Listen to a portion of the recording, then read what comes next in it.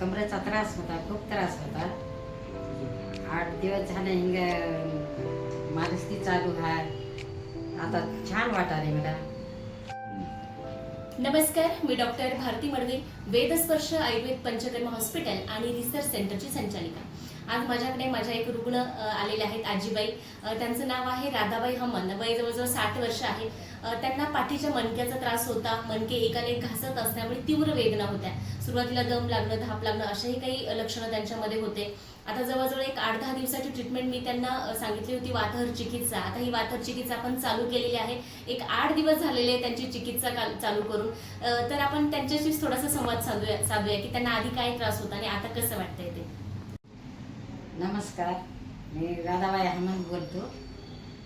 तर दुसऱ्या दवाखान्यामध्ये गेले हॉस्पिटलमध्ये, तिथं मला काय फरक वाटला नाही. येतं हॉस्पिटलला आले 8 दिवस झालं. कमरेला मी गॅप पडला होता. 8 वर्ष झालं, मात्र मला कुठेही फरक दाखिला नाही.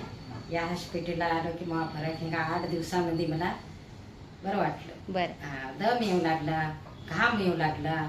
जरा शेतून तेथून चालू लागले की असा कंबर भरून येत गेली. आणि आता आता छान वाटाले. बर. नमस्कार, माझं नाव संजय हमंद आहे. माझ्या आईला मी 8 दिवसापूर्वी या हॉस्पिटलमध्ये आणलं होतं. डॉक्टर भारतीताई मडवी मॅडम यांच्या माध्यमातून इथं ट्रीटमेंट चालू केला माझ्या आईला मी हॉस्पिटलमध्ये. ॲक्च्युली माझ्या आईचा 8 वर्षापूर्वीचा जुनाट आजार होता. नस दबली होती, बऱ्याच आईला माझ्या त्रास होत होता.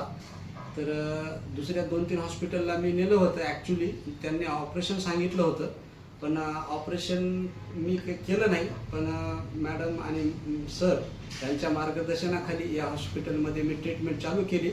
8 दिवसापासून माझ्या आईला जवळपास 99% रिझल्ट इथं पडलेला आहे. तुम्ही पण जे कोणी पेशंट असतील तर त्यांनी आवर्जून या हॉस्पिटलला भेट द्यावी. ॲक्च्युली इथं रिझल्ट चांगल्या पद्धतीने येऊन जातो. थँक्यू. आज आपण आजींची आणि त्यांच्या मुलाची प्रतिक्रिया ऐकली.